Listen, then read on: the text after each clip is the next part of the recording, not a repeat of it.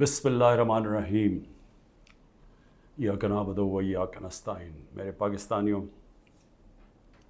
آج میں نے آپ سے 3-4 باتیں کرنی ہیں، لیکن میں سب سے پہلے جو اپنی بات کا آغاز کرنا چاہتا ہوں وہ میں نے جس چیز کے اوپر فیصلہ کیا ہے کہ نیب چیئرمین کے اوپر میں 15 ارب روپے کا آج ہرجانہ اس کے اوپر ڈال رہا ہوں اپنے وکیل کے ذریعے۔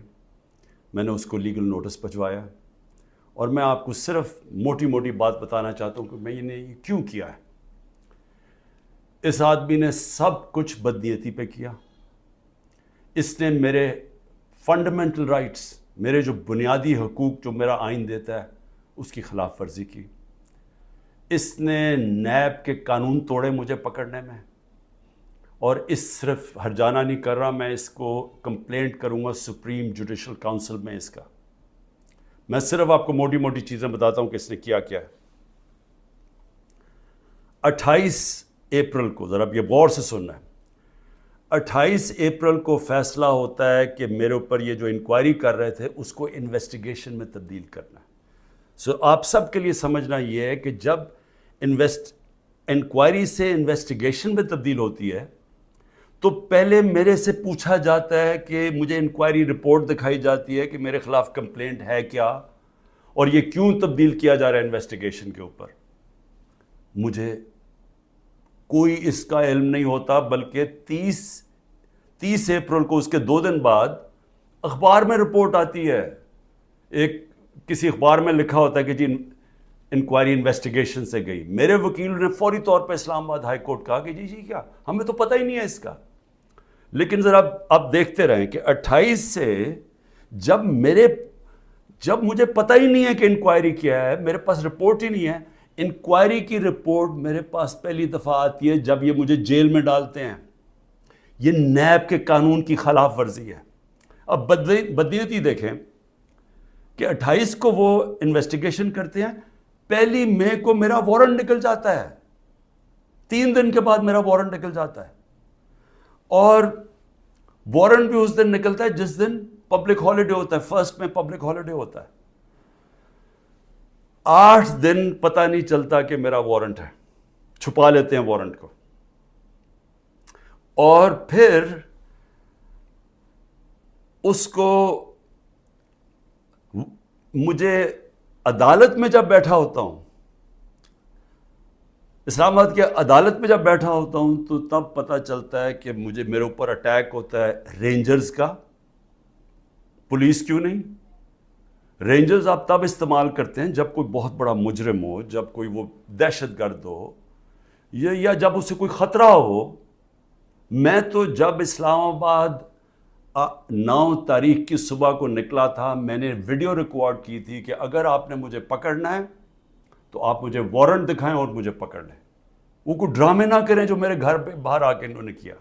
اس کے باوجود رینجر سے مجھے پکڑا، توڑ پھوڑ کی گئی، میرے سر پہ ڈنڈا لگا، لوگوں کو مارا، خون نکلا لوگوں کے۔ سٹاف جو تھا اس کو انہوں نے مارا، جو وہاں بیچارہ رجسٹری آفس کا سٹاف تھا۔ اور پھر جس طرح مجھے وہ لے کے گئے، ساری دنیا میں وہ تصویریں گئیں کہ جس طرح کوئی مجرم کو، دہشت گرد کو پکڑ کے لے کے جا رہے ہیں۔ یہ سارا نیب چیئرمین کے آرڈرز کے اوپر ہوا۔ اب یہ دیکھیں، سیکشن 24 جب آپ اریسٹ وارنٹ کرتے ہیں نیب میں، تو یہ 4 چیزیں ہونی چاہیے آپ کو اریسٹ کرنے سے پہلے، کہ یہ 4 وجوہات ہونی چاہیے جس کی وجہ سے وہ آپ کو اریسٹ کرتے ہیں۔ نمبر 1 کہ بار بار مجھے نوٹسز گئے اور میں اس کا جواب نہ دوں۔ مجھے نوٹس ہی نہیں کسی نے بھیجا تو میں جواب کیا دیتا؟ تو پہلا غلط۔ دوسرا کہ میں مفرور ہوں، کہ میں بھاگا ہوا ہوں۔ میں عدالت کے اندر بیٹھا ہوا، میں مفرور کیسے ہوں؟ میں تو ہائی کورٹ کے اندر بیٹھا ہوا تھا، وہ بھی غلط۔ تیسرا کہ میں ایویڈنس کو چینج کر رہا ہوں۔ ایویڈنس ساری گورنمنٹ کے پاس پڑی تھی، القادر کی ساری ایویڈنس، یا وہ NCA والی، وہ ساری ان کے کیبنٹ پہ پڑی تھی، اور یا انہوں نے ساری القادر کی ساری چیزیں منگوا لی تھی، وہ ان کے پاس پڑی تھی۔ تو میں نے ٹیمپر کیسے کرنا تھا؟ یعنی میں نے اس کو چینج کیسے کرنا تھا، تبدیل کیسے کرنا تھا؟ اور پھر بار بار ایک چیز کرتا جائے آدمی، ریپیٹ کرتا جائے ایک جرم، پھر اٹھاتے ہیں۔ تو ان چاروں میں سے بتائیں کہ کون سی میں نے غلطی کی تھی جو مجھے انہوں نے ایک دہشت گرد کی طرح جس طرح مجھے انہوں نے اٹھایا ہے، یہ چاروں ایک پوائنٹ بھی نہیں میٹ کر رہا تھا۔ اس کے علاوہ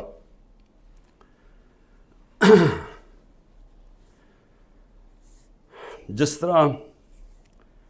طرح انہوں نے مجھے اٹھایا، میں اس لیے ہرجانہ کر رہا ہوں کہ انہوں نے ساری دنیا میں خبر گئی کہ عمران خان کو کرپشن کیس پہ اٹھا لیا۔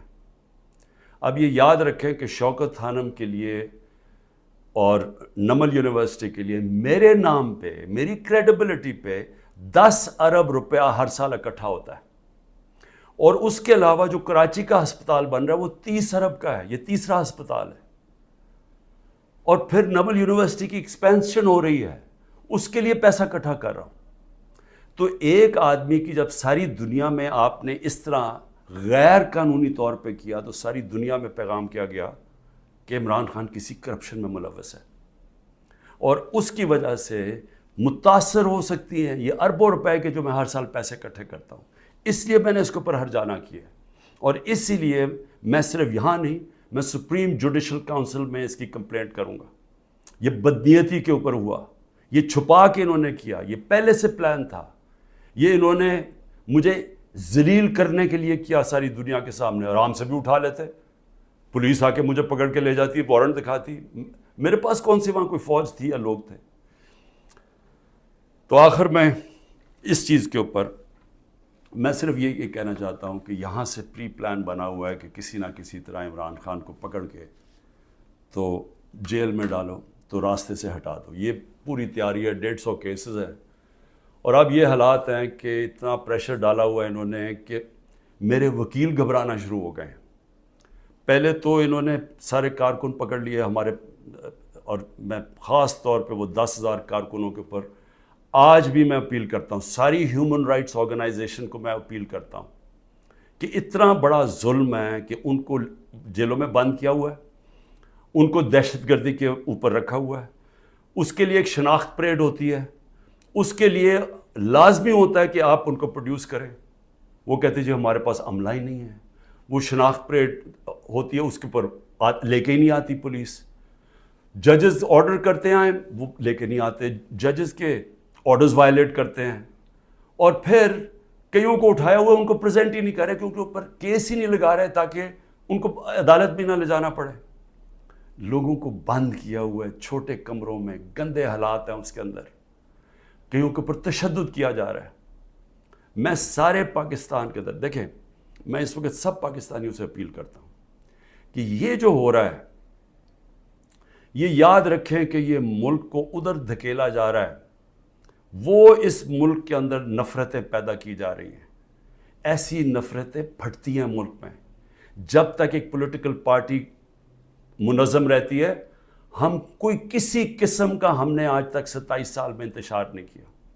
9 مئی کو میں پھر سے ریپیٹ کرتا ہوں کہ سب کنڈیم کرتے ہیں، سارے، کوئی پاکستانی نہیں ہے جو وہ سمجھتا ہے کہ جو جلانا کیا، جو آرسن کی گئی، جو بلڈنگ جلائی گئی، یہ خاص طور پہ یہ جو کور کمانڈر کا گھر، سب اس کی مذمت کرتے ہیں۔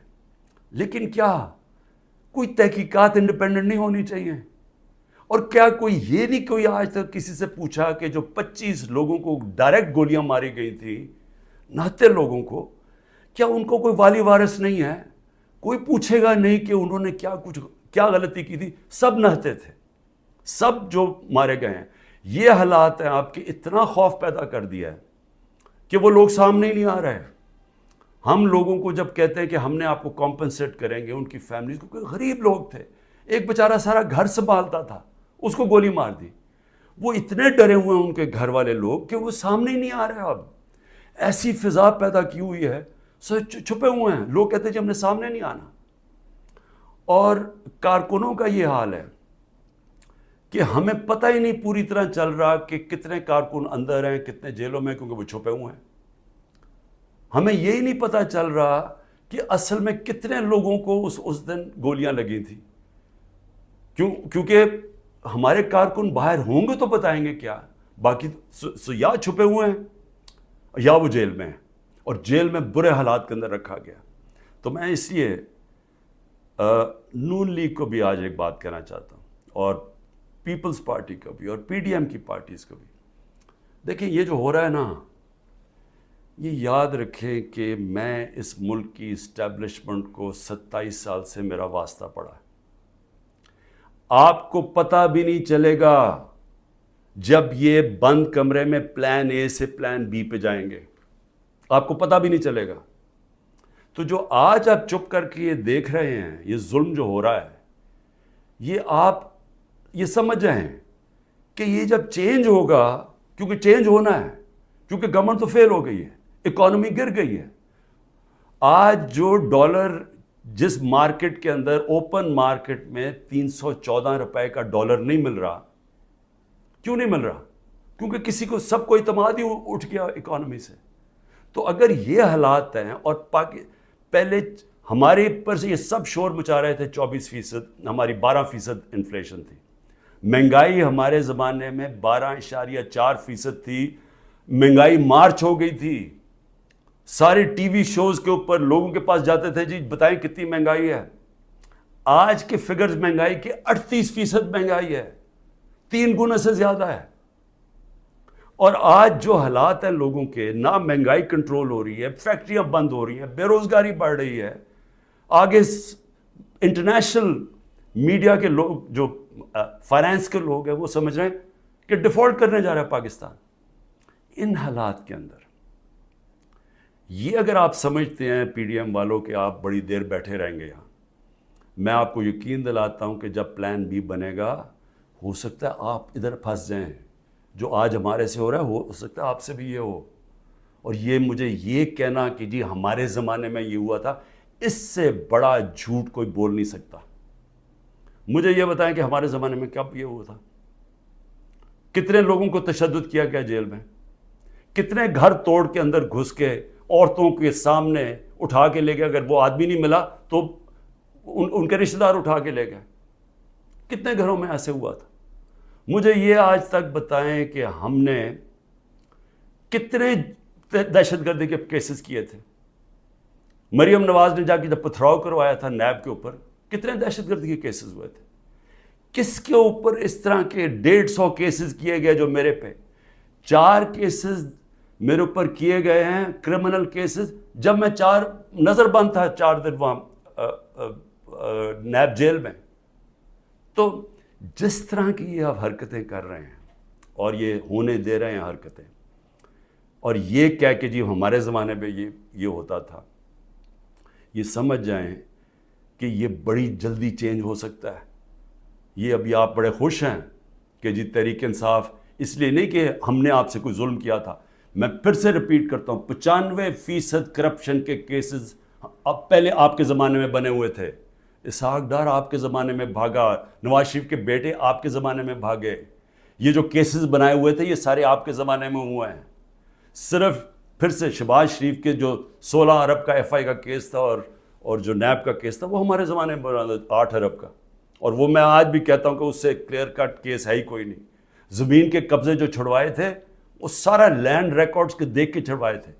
ایک مجھے ادارہ, نہ پولیس آفیسر, کوئی آئی جی, کوئی مجھے آج ایف آئی اے کا آدمی مجھے ایک کہہ دے کہ میں نے کسی کے اوپر کہا کہ انتقامی کارروائی کرو, ایک مجھے بتا دے. کوئی مجھے بتائے جتنی ہم نے بھرتیاں کی ہیں وہ ساری میرٹ کے اوپر کی تھی. کتنے عمران خان کے رشتہ داروں کو امپورٹنٹ جگہوں پہ بیٹھے تھے. اور پھر میڈیا, ذرا میں میڈیا کے اوپر آ جاؤں, کیونکہ میڈیا میں ہمیں بڑی مار پڑی تھی سارا وقت. وہ گورنمنٹ, جس گورنمنٹ نے اس ملک کے اندر کرونا, دنیا مانتی تھی کہ کرونا کا سب سے زیادہ ڈیل اس کے ساتھ اس کو سنبھالا, دنیا مانتی تھی. ہندوستان میں حالات دیکھ لیتے, ارد گرد ایران میں حالات دیکھتے جو ہمارے 2 نیبرز تھے, اور پاکستان میں حالات دیکھتے.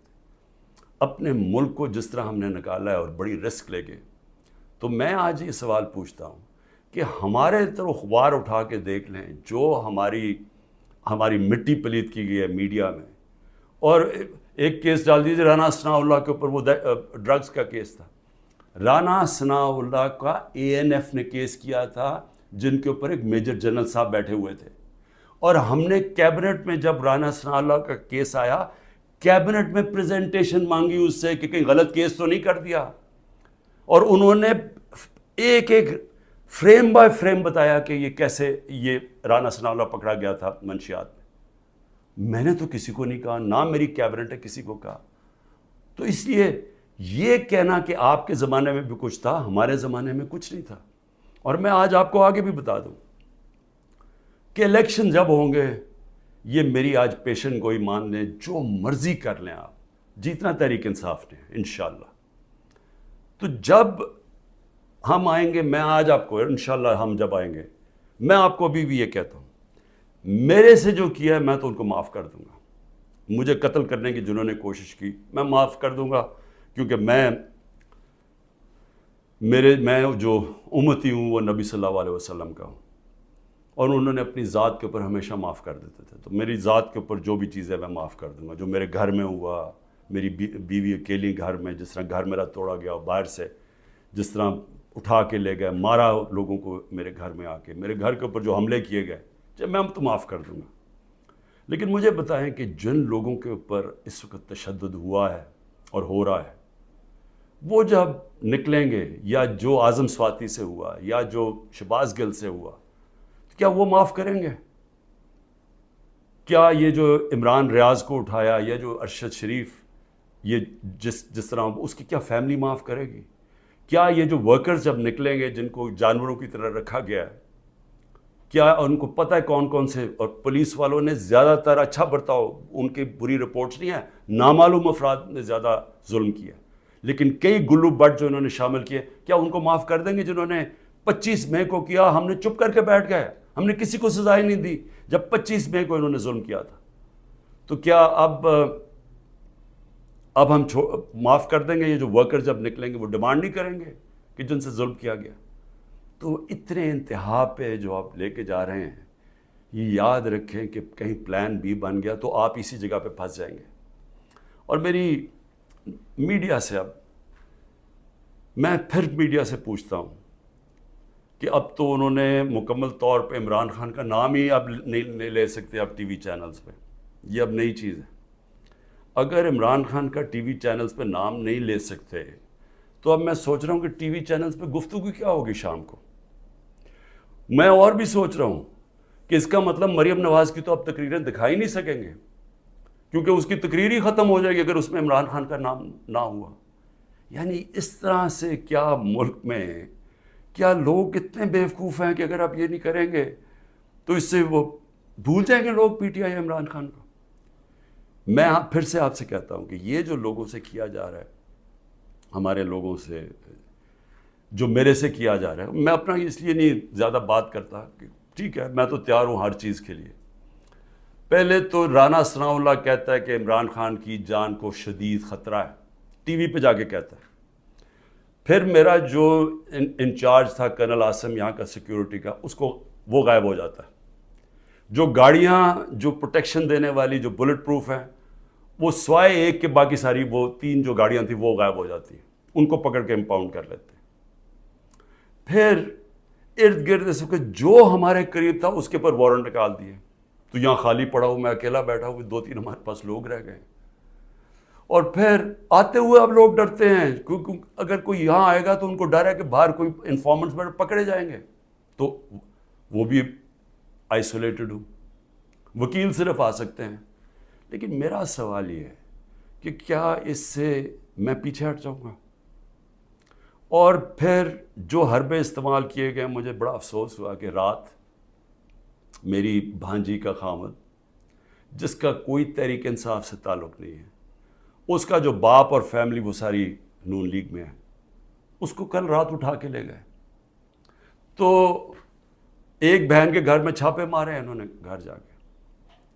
تو یہ جو ساری حرکتیں ہیں، کیا اس سے عمران خان پیچھے ہٹ جائے گا؟ اور پھر میں نے ایک کمیٹی بنائی جس میں پرویز خٹک اور اسد کیسر تھے. ان کو دعوت ملی جی کہ ہاں اسٹیبلشمنٹ سے کیا ہے ہمارے سے بات چیت کریں. وہ ادھر جاتے ہیں، ادھر ان کو سیف ہاؤس میں بٹھا لیتے ہیں. وہ ابھی بھی جب تک مجھے خبر آ رہی ہے ابھی وہ سیف ہاؤس میں بیٹھے ہوئے ہیں. انہیں کہہ رہے ہیں کہ تب آپ کو ہم چھوڑیں گے جب آپ یہ کہیں گے کہ ہم تحریک انصاف سے ہم اس کو چھوڑیں، تحریک انصاف اور عمران خان کو. تو اصل میں یہ جب آپ یہ حرکت یہ جو کر رہے ہیں، کیا آپ کو سمجھ ہے کہ آپ لوگوں سے کیا پوچھ رہے ہیں جب آپ کہتے ہیں کہ آپ تحریک انصاف سے علیحدہ ہو رہے ہیں؟ کیا اندازہ ہے کہ یہ کہہ کیا رہے ہیں آپ یہ کہہ رہے ہیں کہ آپ پالیٹکس چھوڑ دیں، کیونکہ جس وقت جو اس وقت تحریک انصاف کو چھوڑے گا، یہ میں آج آپ کو رائٹنگ میں دے رہا ہوں کہ اس کو لوگوں نے ووٹ نہیں ڈالنی، تو جو ہمارے سارے لوگ اتنی مشکلوں کے باوجود ہمارے ساتھ کھڑے ہیں، نظریاتی طور پہ بھی کھڑے ہیں، وہ جو ظلم ہو رہا ہے اس کے اوپر بھی وہ لوگ کھڑے ہو گئے کہ نہیں ہم نہیں جاتے، لیکن ان سب کو یہ بھی پتہ ہے کہ جو چھوڑے گا اس کی اس وقت پالیٹکس ختم ہو جائے گی۔ تو یہ جو ان دونوں کو، ہمارے سینئر لوگوں کو، میں نے تو اس لیے کہا تھا کہ بات چیت شروع کریں گے، وہ بات چیت کرنے گئے ان کو ہی بٹھا لیا، تو اس کا مطلب کہ بات چیت نہیں کرنا چاہتے۔ اس کا مطلب یہ کہ یہاں فیصلہ ہوا ہے بند کمروں میں کہ پارٹی کو ختم کرنا ہے، عمران خان کو اکیلا کر دینا۔ عمران خان اکیلا ہو چکا ہے، عمران خان کے تو ارد گرد اب کوئی بھی نہیں ہے، نہ میں کسی کو ٹیلی فون کر سکتا ہوں، نہ میں کسی سے بات کر سکتا ہوں، کہ سب چھپے ہوئے ہیں، یا جو میری سینئر لیڈرشپ ہے ان سے مشاورت نہیں کرتے، وہ سارے جیل میں ہیں، یا انہوں نے کہا کہ ہم جی پیچھے ہٹ رہے ہیں، ہم پالیٹکس سے پیچھے ہٹے۔ تو کیا میں سوال یہ پوچھتا ہوں کہ چلیں عمران خان کو تو آپ نے آئسولیٹ کر دیا، کیا یہ پاکستان میں اس کی بہتری ہو رہی ہے؟ یہ ہمارا ملک کے لیے بہتر ہے؟ ہماری جو اکانومی بیٹھتی جا رہی ہے، جو غربت بڑھتی جا رہی ہے، بے روزگاری بڑھتی جا رہی ہے، مہنگائی بڑھتی جا رہی ہے، کیا یہ اس سے ٹھیک ہو جائے گی؟ کیا اندازہ نہیں کہ یہ جو بھی سوچ رہے ہیں، جو بھی یہ سوچ ہے اس کے پیچھے، کیا وہ آگے پاکستان کا بھی سوچ رہے ہیں؟ ایک پارٹی جو ملک کی فیڈرل پارٹی ہے، جو اس وقت سارے صوبوں کے اندر ہے اور سب کو اکٹھا رکھ سکتی ہے، جب اس پارٹی کو توڑنے کی کوشش کی جا رہی ہے اور اس کے لیڈر کو ختم کرنے کی کوشش کی جا رہی ہے، کیا یہ پاکستان میں اس کی بہتری ہے؟ ہمارے ملک کی بہتری ہے اس میں؟ کیا ہم یہ نہیں سمجھتے کہ کوئی اسٹیبلشمنٹ آج تک ملک کو اکٹھا نہیں رکھ سکی، جو ہماری طرح کا ملک ہو، جدھر مختلف صوبے ہوں، مختلف زبانیں ہوں؟ جب جس طرح کے یہ حالات کیے جا رہے ہیں، یہ پاکستان سے دشمنی ہو رہی ہے، کیا عمران خان کو اب غدار کہہ کے وہ مان جائے گی؟ لوگ غدار قوم مان جائے گی؟ کیا اندازہ نہیں ہے کہ پبلک اوپینین ہوتا کیا ہے؟ میں گراؤنڈ پہ، میں نے 27 سال گراؤنڈ سے پارٹی بنائی ہے، میں نے کبھی کسی کو ڈیڈی کہہ کے کسی کی ڈکٹیٹر کی کیبنٹ میں نہیں بیٹھا 8 سال پہلے اور پھر پالیٹکس میں آیا، یا میں کسی کی چھت کے اوپر سریے لگاتے لگاتے میں چیف منسٹر نہیں بنا، میں نے زیرو سے پارٹی شروع کر کے یہاں پہنچا ہوں۔ میں پبلک اوپینین کو جانتا ہوں، جس نے پبلک اوپینین کے اوپر آیا پاور میں، وہ جانتا ہے، وہ سمجھتا ہے۔ میں اس لیے آپ کو کہہ رہا ہوں کہ یہ جو آپ کر رہے ہیں، اس سے پارٹی کمزور نہیں، پارٹی طاقتور ہو رہی ہے، کیونکہ پبلک جڑتی جا رہی ہے اس کے ساتھ، اور لیکن کمزور پاکستان ہو رہا ہے، ہمارے ملک کو کمزور کیا جا رہا ہے۔ ہماری معیشت جب کمزور ہوتی ہے تو سارا ملک کمزور ہو جاتا ہے، اور سب سے بڑی بات کہ پالیٹکس کو فریگمنٹ کیا جا رہا ہے۔ جو پلان مجھے نظر آ رہا ہے وہ یہ ہے کہ ہر پارٹی کو چھوٹی چھوٹی ان کے ووٹیں دے دیں، اور پھر وہ ساروں کو اکٹھا کر کے جب آپ بٹھائیں گے تو سمجھیں گے کہ وہ کمزور قسم کی حکومت ہوگی جو کنٹرول ہو سکتی ہے پیچھے سے۔ تو یہ تو ملک کی تباہی ہے، ملک کی اس وقت ریکوائرمنٹ ہے، جو معاشی تباہی مچ چکی ہے ملک میں، جو ملک جدھر جا کے کھڑا ہو گیا ہے۔ آپ کو تو وہ ایک گورنمنٹ چاہیے جس کو پبلک، جس کے پیچھے کھڑے ہو، پبلک کا مینڈیٹ ہو جس کے پیچھے، جو کہ پھر ملک کو اکٹھا بھی کر سکے اور مشکل فیصلے کر سکے۔ اور مشکل فیصلے کیا ہوتے ہیں؟ ملک کو ری اسٹرکچر کر سکے، گورننس سسٹم ٹھیک کر سکے، رول آف لا لے کے آئے پاکستان میں، وہ انویسٹمنٹ کی انوائرمنٹ بنائے تاکہ انویسٹمنٹ تو آنی شروع ہو، اور تو چھوڑے بیرون ملک پاکستانی سب سے بڑا اثاثہ ہے۔ جس وقت ہم نے ملک میں قانون کی حکمرانی کی، ان کی انویسٹمنٹ آ جائے گی، لیکن یہ تو اس کو دوسری طرف جا رہے ہیں، اس پہ تو پاکستان میں امید ہی ختم کرتے جا رہے ہیں۔ اور میں آخر اپنی بات ختم کرتا ہوں اپنے ورکرز کے لیے، کہتے ہیں کہ جتنے بھی میرے ورکرز ہیں، وہ جس طرح بھی میری ان تک آواز جائے، مجھے پتہ مشکل ہے وقت، چن کے ہر تھانے کو حکم دیا گیا کہ پی ٹی آئی کا کوئی کارکن ہے تو اس کو پکڑو یا اس کو دباؤ یا اسے کہو اپنی وہ کہے کہ جناب میں آج پاکستانی فوج کے ساتھ کھڑا ہوں اور میں تحریک انصاف چھوڑ رہا ہوں۔ ہم سارے پاکستانی فوج کے، میں بار بار کہ ہم سب فوج کے ساتھ کھڑے، کون نہیں کھڑا ہوگا اپنی فوج کے ساتھ جس نے آپ کی ملک کی حفاظت کرنی ہے؟ لیکن یہ ایک آڑ لے کے کہ جی وہ 9 مئی کو تحریک انصاف کو ایک بالکل ایک اس کے اوپر پورا کریک ڈاؤن کر دو اس کا بہانے میں، تو میں اپنے سارے کارکنوں کا صبر کریں، مشکل وقت ہے، آپ کے لیے مشکل وقت ہے، میرے لیے سب سے زیادہ مشکل وقت ہے۔ مشکل وقت کیوں ہے؟ کیونکہ سارا دباؤ انہوں نے میرے پر ڈالا ہوا ہے۔ تو جب تک میں کھڑا ہوں، جب تک یہ سارے حربے استعمال کر رہے ہیں مجھے پکڑنے کے، کوئی نہ کوئی کیس میں تو پکڑ ہی لیں گے کیونکہ اتنے زیادہ کیسز ہیں، اور اگر میرے وکیل اب ڈرنا شروع ہو گئے ہیں تو میں خود تیاری کر رہا ہوں کہ میں خود ہی پھر مجھے اپنے کیسز عدالت میں جانا پڑے گا، لا پڑھنے کی بھی اب کوشش کر رہا ہوں۔ سمجھ بھی، ویسے میں نے اتنی دفعہ عدالتوں کے چکر لگائے ہیں کہ میں کافی سمجھ بھی گیا ہوں کہ قانون کیا ہوتا ہے، تو میں وہ بھی تو لگ تو ایسے رہا کہ وہ وکیل بھی آخر میں چھوڑ جائیں گے، لیکن عمران خان جب تک زندہ کھڑا رہے گا اپنے ملک کی حقیقی آزادی کے لیے۔ اور میرے کارکنوں، آپ اس کو پالیٹکس نہ سمجھیں، آپ ایک دن دنیا کہے گی کہ یہ وہ لوگ ہیں جو کھڑے تھے پاکستان کی حقیقی آزادی کے لیے اور انہوں نے قربانیاں دی اپنے ملک کو آزاد کرنے کے لیے۔ پاکستان زندہ باد۔